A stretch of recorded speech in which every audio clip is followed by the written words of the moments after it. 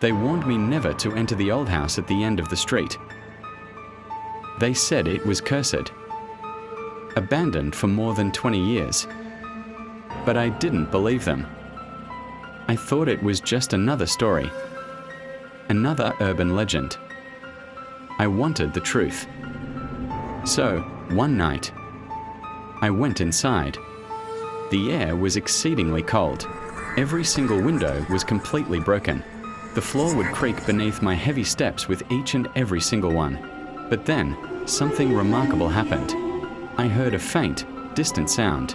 It was soft, almost inaudible. That sound that made my heart stop in its tracks.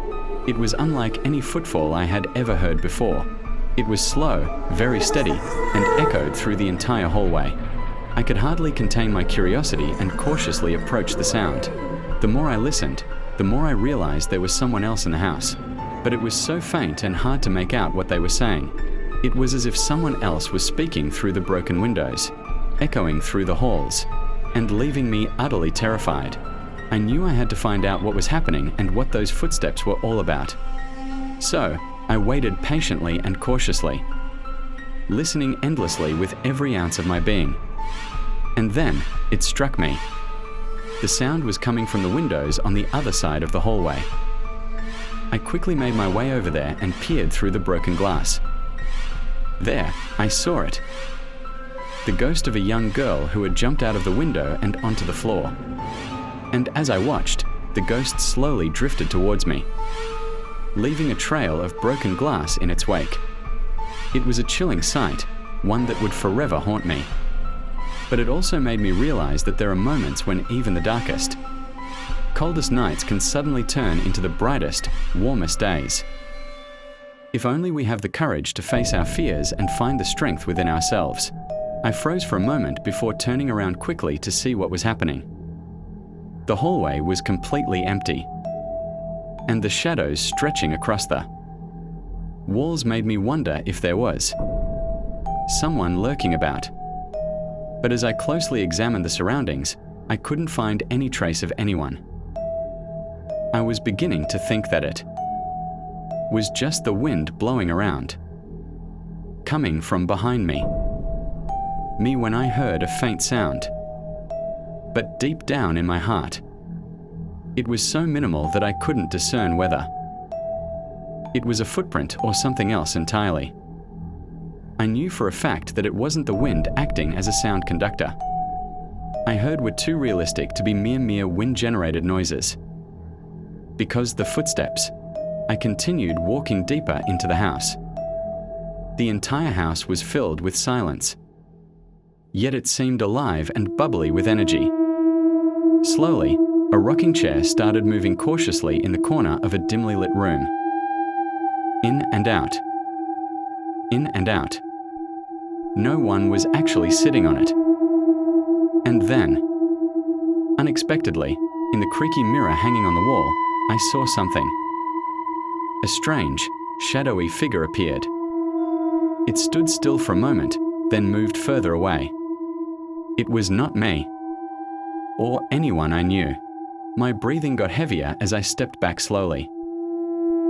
I made no move to forward. However, the footsteps persisted to begin again. This time, they were louder than before, moving closer still. Each step I took seemed to be counterbalanced by something taking 2 steps further behind me. My heart was pounding. Who was lurking behind? There was no reply or sound. All I could hear were the faint whispers in the air, barely audible, echoing, as if 100 voices were murmuring in the deep, dark silence. I climbed the winding staircase. The wooden groaned beneath my feet. Suddenly, without warning, slam, the door at the top of the stairs shut violently by itself. I jumped out of breath, my heart pounding violently inside my chest. I could hear the faint, fast, heavy footsteps racing above me. They came faster and louder, closing in behind me. I reached the top of the stairs, but the hallway was suddenly empty again. I ventured into the attic. Dust swirled around me, filling the air.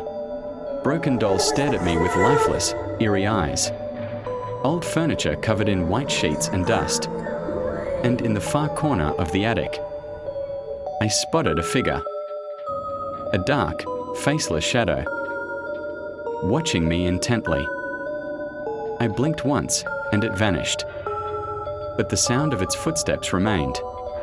They were circling me, making their way faster and louder. Faster and closer to me, they never stopping. The haunting footsteps. They seemed to be endless. My heart was pounding with an intensity that surpassed my breath. With an urge to run, I turned slightly, but every door encountered at once refused to open. Those sudden, loud bangs echoed all around me. The terror-inducing whispers grew even stronger. I could distinctly hear their voice calling my name. Despite my screams, the sound was muffled and drowned by the darkness. The footsteps relentlessly chased me down the stairs, through the hallway, and then moving closer, squeezing me into a corner. And at that very moment, everything became silent. The world came to a halt. A pitch-black void filled the air. There was no air to breathe, no light to see. All there was the sound of footsteps. Right behind me, threatening to catch up. I had no choice but to stay motionless, fearing that I might turn around, only to face those relentless whispers once more. They were like a ghostly presence, strangling me with their deep-rooted terror. There was no hope, no escape, no way out of this chilling, suffocating embrace. And so, in that eternal darkness, in that silent embrace, I surrendered to the terror that never left me. Agora a festa vai começar.